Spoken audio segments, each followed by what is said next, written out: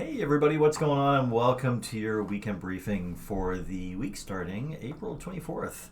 So in today's show, we're going to look at a really big week for earnings. Lots of important companies reporting this week. We'll take a quick look at some important economic reports that are coming out. We'll look at why this dull market could resolve higher this week. We've got lots of charts to look at to get a feel for the markets. We'll be looking at how some of the setups we've been playing are doing, and we've even got a new setup to look at. So why don't you smash that like button? We put a lot of work into these videos, and it really helps us out. And if you're wondering who I am, my name's Kevin D, and I'm here to help you make sense of all this. So we do these videos every week to keep our members up to date on what's going on in the markets and to highlight fresh opportunities. We have a really cool community of like-minded traders, and members get to take part in live streams and live mentoring sessions. So check out the link below in the description and come join us in Discord. Here's a really quick little disclaimer. Everything we do here is for educational purposes. We do not provide investment advice, and all trading and investment decisions are done at your own risk. Okay, let's take a look at our earnings. So as you can see, we're highlighting almost the entire list here. We start on Monday with Coca-Cola, obviously important, can move markets. And another one, really important one for Monday morning before the open is Credit Suisse. I'm sure you've all heard what's going on with Credit Suisse, so it'll be interesting to see what happens there. After the close on Monday, we have First Republic Bank reporting. This is, the bank that everybody has been thinking is probably the next one to fail, although I would disagree with that. But it'll be really interesting to see this report from them. This is their first report, obviously, since this whole banking crisis started. So that will be very, very closely watched.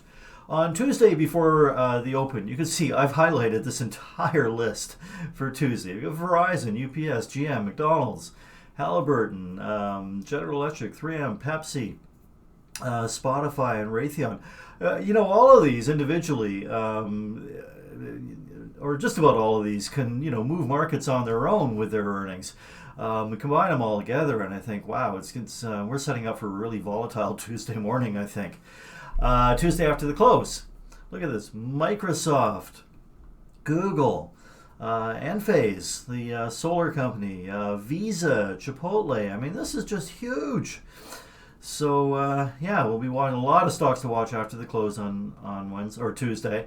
Wednesday before the open, we have Boeing, Hilton. I think is kind of important.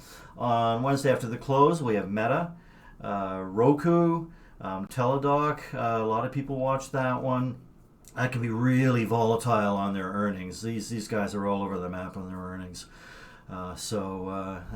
Wednesday, another very interesting day. Thursday before the open, American Airlines, Caterpillar. This is over the last couple of quarters made some really big moves, leading the industrials higher. So that will be closely watched. There's a bunch of the big pharma companies as well. We've got MasterCard. This may not move as much as it would. This probably gets a bit of a move after Visa reports on Tuesday. So before the open on Wednesday or on Thursday might not be as big as a move as you might expect out of MasterCard, because a lot of it would probably be priced in. Crocs is one that I know people like to watch and trade. Thursday after the close, we have Amazon, Intel, Snap, and some other ones that will interest some people as well. And Friday before the open, we've got a couple of big oil companies, ExxonMobil, Chevron, and we've got Cameco, the largest uranium producer in the world. Uranium traders continue to go hot and cold on uranium. But there is definitely a core. I think that price of uranium is going much higher and would lift stocks like Cameco. So those traders will be watching that report closely. So there you have it. Very, very busy, very big week for earnings. I saw someone mention that 42% of the S&P 500's market cap is reporting this week, and you can see that with all these big names here. All right, let's move on to our economic data coming for the week. So on Monday, nothing. nothing going on. However, the FOMC quiet period has started, so we don't have to listen to these Fed heads yapping anymore for the next week and a half. The next Fed meeting is a week and a half away. So we'll update on that next week. But we can, if you want, take a really close look at our FedWatch tool. As you can see, we are showing an 89% probability of a 25 basis point rate hike. So I imagine through the week we probably continue to price this in up to 100%, probably by the end of the week. Okay, moving back to our look at the week here. On Tuesday we have CB consumer confidence. That's a fairly important number, and we also have new home sales. That's important as well. And we've seen some really good performance in the last little bit out of the home builders. And I mentioned that in the last video, or last couple of videos. So I think this is sort of the last number for that home building sector that we'll see for a while. So that'll be interesting. On Wednesday we have durable goods orders, another important number. On Thursday we have advanced GDP for Q1. So this is our first look of three at GDP for the first quarter of this year. So that will be very closely watched. And of course we have unemployment claims, and both of these coming out before the open on Thursday.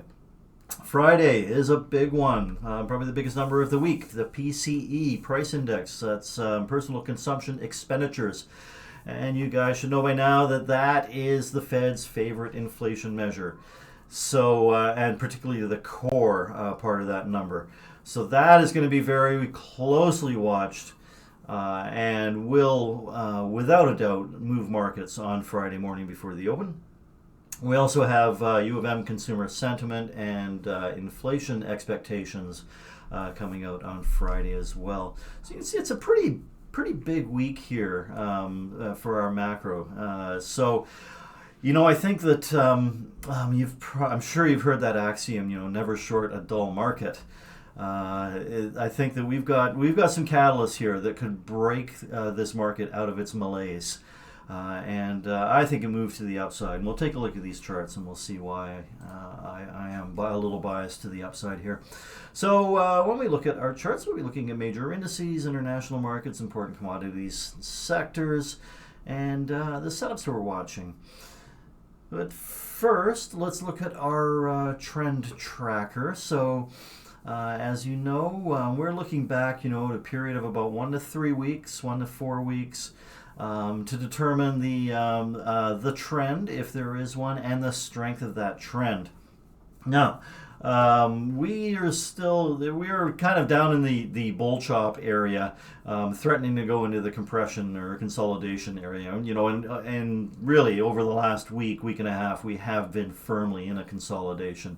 But that consolidation is still, at the top of an uptrend. So we're still bullish here. And like I said, I think we've got some catalysts this week that could break us out of this range. So why don't we take a look at some of our charts here. We'll start with the S&P 500, and you can see that consolidation. Now that consolidation is just getting tighter and tighter. Look at the range on these candles. Just getting really tight here. And something's got to give fairly soon. And considering that we are in an uptrend, we should expect any consolidation to break to the upside. And look at it, all these moving averages are still rising. One of the only things that I don't like about this is our volume is fairly low. It is below average, but you should expect that in a consolidation.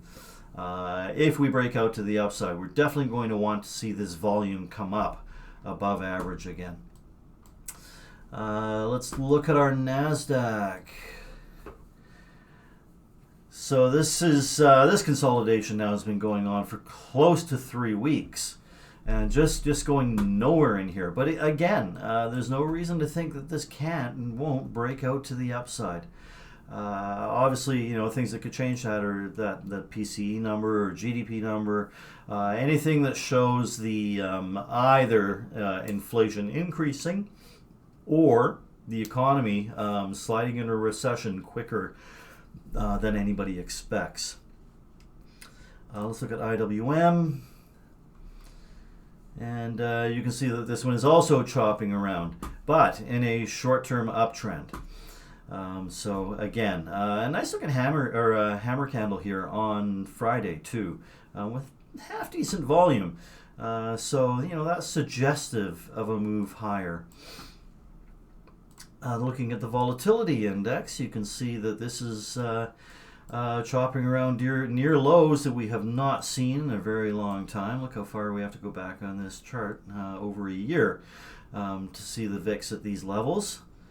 And is another reason that you never want to short a dull market, because we will likely see a surge in volatility at some point very soon. TNX, the 10-year yield, and that is just kind of chopping around here. Look at all these moving averages really starting to flatten out here, and price just sort of playing around in between them. So tough to call which way this might go, but I expect a little while, some more sideways movement in this, probably for the next week and a half until the FOMC meeting, unless some of the economic data really changes the outlook. Let's look at our dollar index. And here we go with the dollar index. We are chopping around sideways on this, and you can't see the dollar index, can you? I'm sorry. There we are. Chopping sideways on the dollar index, so you can see it has not been able to get above that 21-day moving average for a while now. I expect this to break to the downside. You probably remember me showing you on a weekly chart this weekly chart. This large head and shoulders formation here that could lead to a fairly large move to the downside in our dollar index. That would most likely be good for our equities indices, and also good for international markets as well. Okay, let's move on to our dollar cost averaging system. You can see on the SPY still very nicely green. We're going to see the same thing on the Qs. And notice on the Qs here, you can see this nice little bull flag on the weekly chart. Another reason I'm kind of bullish. We firmly expect this to break to the upside. And finally, we'll look at IWM. And you can see we see weakness here. The dollar cost averaging system is still red. It's only going to take another week or two of a move up, and then that MACD will cross over the signal line and change this to green, but it's not there yet. All right, let's go to our global markets, and this is ACWX. This is world equities less the United States, and you can see, just like about everything else, just chopping sideways right now. EFA, Europe, developed Far East, and Australia. I like the look of this consolidation here. It's nice and high and tight above all the moving averages. I would not be at all surprised to see a nice breakout of here on Monday. Emerging markets, less China. These have kind of rolled over a little bit. There are reasons to believe that we could find support here, although we did just on Friday break a support line. We've got a lot of moving averages down there to catch it, though. If our dollar the U.S. dollar rolls over, you should expect this to move higher. FXI, large cap. Chinese stocks, and you can see this finally broke this uptrend line, and also broke and closed below the 200-day moving average. This is pretty bearish price action in here, and not good for our our large cap Chinese stocks like Baba and Baidu and those kind of companies. We should expect to see those probably roll over now, or they've already started rolling over, but we should probably see that continue. All right, let's take a look at gold and our precious metals. This has rolled over a little bit, looking kind of weak here. Potential support level down here at the apex of this pennant. So that level's in around 1260 to 1270. I expect to see a little bit more downside here, maybe even all the way to this important support level around 920 or 1920, or the 50-day moving average there. The miners kind of confirming that thesis. You can see them rolling over. Silver a little bit stronger than gold right now, but still looking somewhat weak, ready to roll over again. Would not be surprised if this comes down here to the 21-day moving average at around 2450. And finally, copper futures.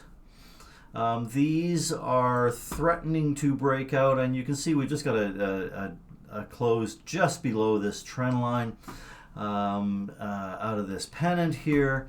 If we get another close below here, I think that we should expect a test of the 200-day moving average or the bottom of this former range here.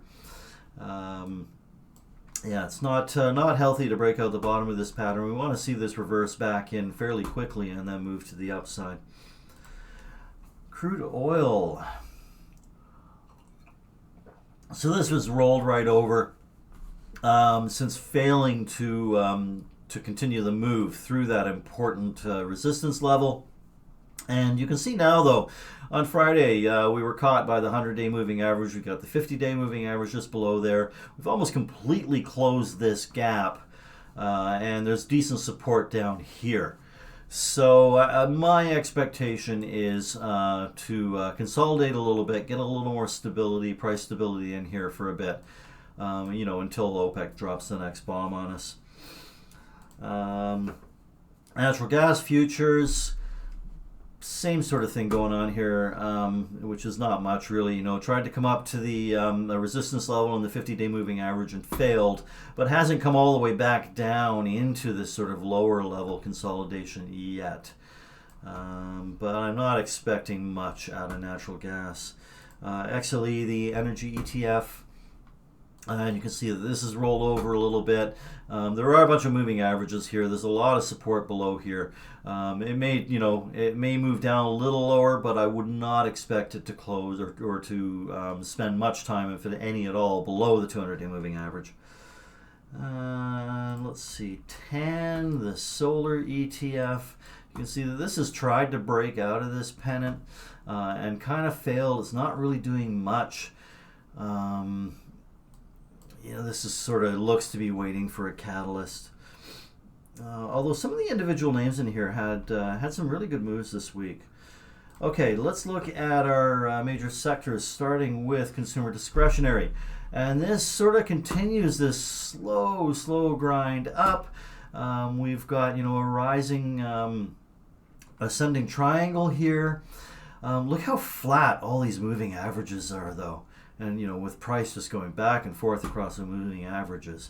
It's winding up, and, the expectation is that this moves higher out of here. First place you want to watch for resistance is this pivot in around 154. XLI Industrials. You can see this is kind of making a bit of a triangle. Broke through this downtrend line, but really couldn't go anywhere and is now consolidating sideways. I think the expectation here should be, for a move to the upside. And we've got some big names reporting this week in this sector, Boeing, Caterpillar.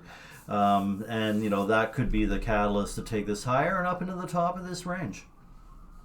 Conversely, if those guys, miss on their earnings, we could be looking at a move down to the bottom of that range.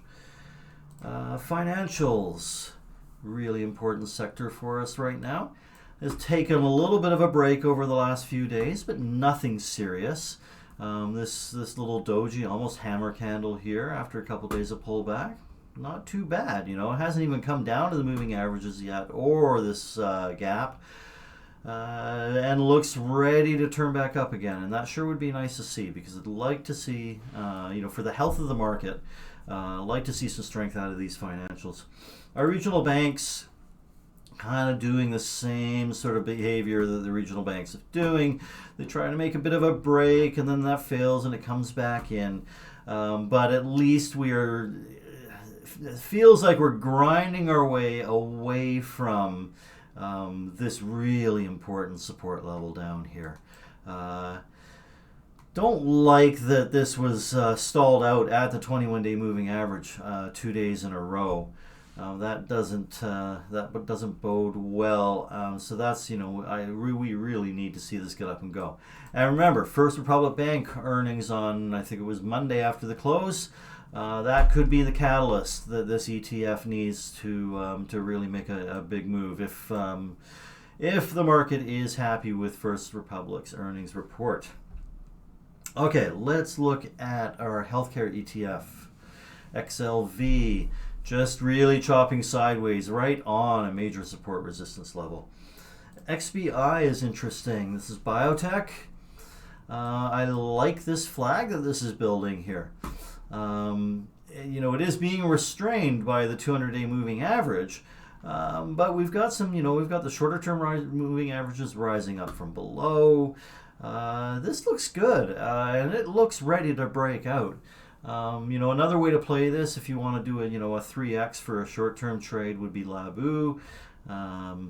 That's like I said, that's a triple leveraged biotech ETF that a lot of people like to play on if they see a breakout like this. So that could be an interesting play, for this week. XLRE REITs just going sideways, grinding sideways for 3 weeks now. XLP Staples. Unusual, rare, kind of large gap up here in Staples. Interesting to see how this goes. It's not good that it pulled back so much. After gapping and going, and pulled right back and left us with this little indecisive doji here right on top of a gap. I wouldn't be at all surprised to see this gap close over the next day or two. Utilities, and just sort of grinding, not much going on here. XLK Technology, more sideways action, basing, consolidating, building some strength. Don't want to see close below the 21-day moving average though. I'd like to see this get up and go out of here. XLC communication sector. This fell out of its upward channel as expected, but we've come down now. You can see we're sort of right on the 21-day moving average. We've got a support level just below that. I don't expect to see this go down much further, if at all. This looks like a good place for this to turn back to the upside. SMH, semiconductors, continues to be a choppy mess, really tough to play in this sector. Look at this, these alternating up-down days. But it's starting to consolidate a little here.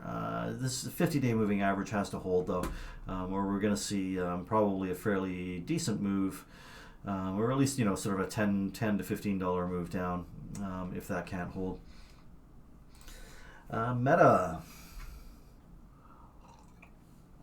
It as well is consolidating sideways. They're just grinding down ever so slightly. Nothing to worry about here. You can see it found the 21-day moving average on Friday. That's a good place for a test. It's also very near that old consolidation. And again, I would expect to see a turn up from here.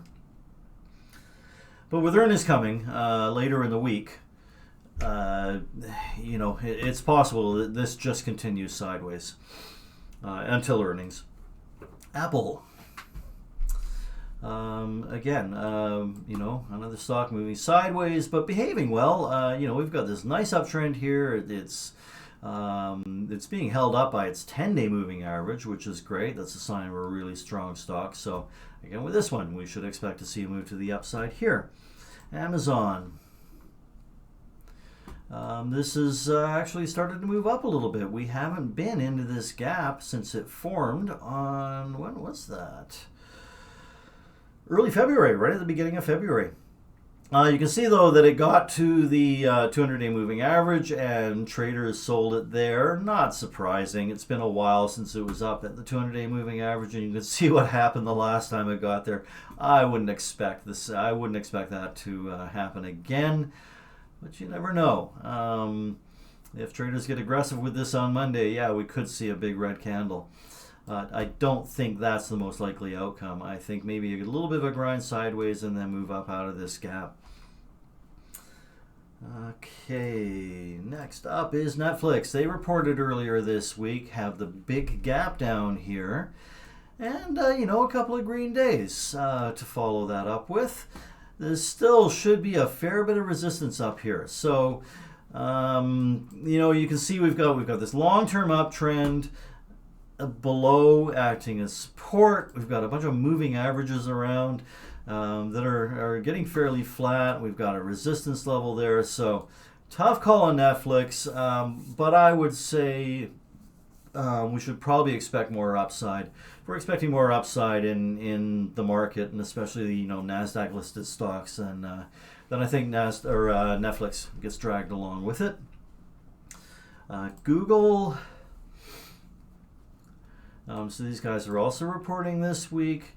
And like, you know, some of the others, I think, you know, a couple of more days of sideways action until earnings, and then we'll see, you know, a break one way or the other on this more likely.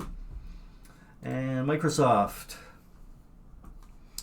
Okay, is these guys this week? Yeah, these guys are this week too. So you can see this consolidating, building a nice base, nice hammer candle right off that 21-day moving average on Friday. So we should expect this to move higher, but of course we've got earnings in a couple of days, so anything could happen there. And Tesla, their earnings disappointed, as you can see with the big gap here. Came down and tested this old gap. Actually pretty much filled the first one of these, but there's another one. I'll just delete that one. There is another gap right below here. So you know, Tesla bulls want to see this gap support hold, because otherwise you're looking for a move down into about 145 from here. That's, you know, $20. That's a fairly significant move. So Tesla's really got to turn up from here quickly, or you will see you know, some significant downside here. All right, let's move on to some of the plays we watch. One of our favorites, such a beautiful stock here, is HIMS. And you can see that we've been warning for, you know, at least a couple of weeks that this is really getting ready to break out of this consolidation. I've mentioned it in every, you know, just about every video for the last little while. You can see nice support off that 50-day moving average. And on Tuesday, nice, really strong breakout of the consolidation. Big volume. Very unusually large volume. I think this is the third largest volume day in the history of this company. And so we managed to follow that up with some decent days. A little bit of indecision for a couple of days. And then Friday, another nice big green candle. And you can see slightly above average volume on that next big green candle. Now we're almost up at this 1204 pivot level. And as we sort of zoom out here, you can see there's a minor resistance in around 1250 as well, and then our next resistance is just above 15. So I think the ideal situation here, considering the nice move that we've had, and this has been a fairly significant move you know, out of this consolidation, is to build another consolidation in here. You know, whether we do that before breaking through this pivot at 1204 or before we break through the 1254. I would actually like to see this get up into this 1254 and do a tight consolidation between those lines there, and then break out of that. And that would probably be another viable breakout. And if you did buy this breakout here last Tuesday, congratulations and kudos for jumping in on that. And remember, you know, I've been saying for ages, this stock is technically well behaved. It's fairly easy to read this. So, you know, easy stock to follow the technicals on. All right, let's move on to ARLO. Was a pick from last week. You can see that really tight consolidation in there. We'll just zoom out a little bit here. Nice little tight consolidation, and then had this big up day on Friday. You know, this one was kind of a no-brainer for the early entry. There was no need to wait for this to break out the top of the range. You had these two candles right here, really tight little candles right on support. The play, you know, there was buy a breakout above the high of Thursday's or Wednesday's candle, and just enjoy the ride. And that is exactly how I played that one. There's, you know, it's gotten through this resistance level, which is great, you know, the top of that range. There's really, I don't think, much resistance until we get up into this 750 area. But I will be watching closely, considering this market, you know, it's momentum plays are really hard, breakout plays are hard. Most of these breakout plays are only lasting a couple of days. So if you're in this, watch really closely, and, you know, don't be afraid to take some of your profits off the table on any sign of weakness. Another one, a recent pick, is AppLoving. Still not doing anything. You can see that cup and handle there, and we've got this tight consolidation, ever so slightly rising channel. Expectations here are for a break to the upside.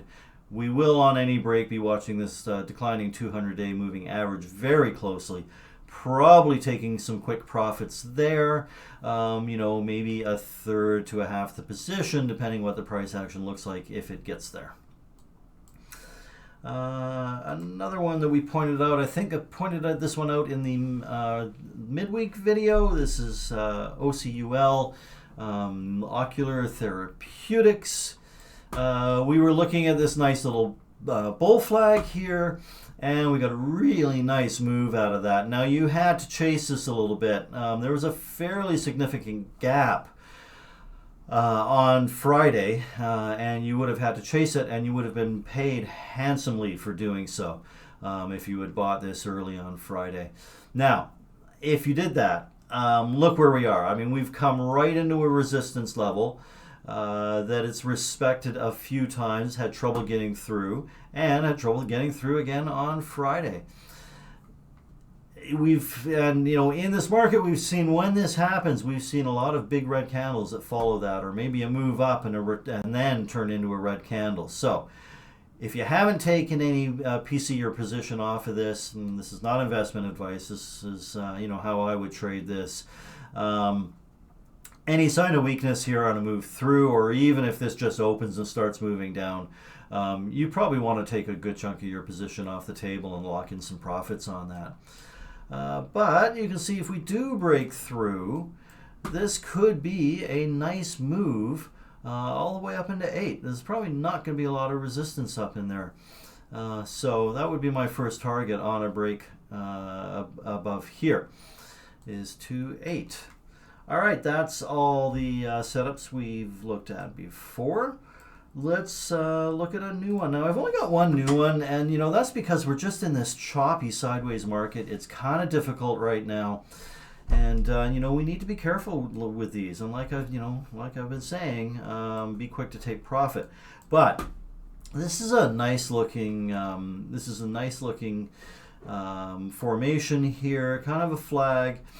You know, we've got, you know, descending tops here, but the bottom of this range is holding really nicely and right on the 10-day moving average. I would be inclined, some people may want to buy this right down at the bottom of this range. That's been fairly solid. I'm inclined to wait for a breakout of this little flag here before I would get into that. So that is one I will be watching closely this week. And that is all the plays I have for you. Let's move on now into what we've got coming up. So on Wednesday, we have our ticker talk. I'll also be releasing a midweek briefing video on Wednesday as well. And our members in the Discord will get to come to our live ticker talk session, where we take a look at the charts that they want to look at, and you know, do some in-depth technical analysis on on some of the stocks that they're either holding or looking to play. So come join us in the Discord and join us in these live sessions. You will find a link down in the description below. If you've made it this far, I want to thank you so much for watching. Hit that like button, share and subscribe, and enjoy the rest of your weekend and have a good week ahead.